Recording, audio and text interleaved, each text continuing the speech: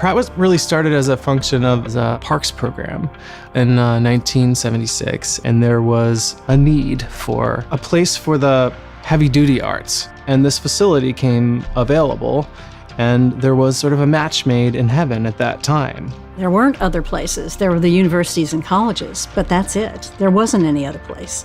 And you could find a whole new community. It was just a magnet. There were a lot of people working here and working as teachers and staff and as artists using the studios that just were really passionate. And we also all had a common mission, which was to keep this place alive. It was a scary time, but it was also really exciting. Everybody just came out and put in every ounce of energy they had to make it work. I would just try anything. If a class wasn't going to go and another class wasn't going to go, I just asked everybody, you mind combining them? And so I had classes with neighborhood kids and wound up having students that were senior citizens, Japanese senior citizens. And the food at the potlucks was incredible. It was sushi and candy. It didn't feel like an experiment.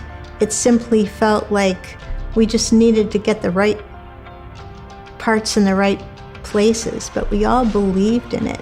There was a print studio that shared space with clay modeling, figure drawing, and painting.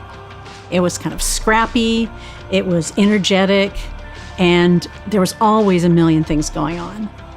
That was in 1989. I packed everything up in my little red Sentra and drove across country.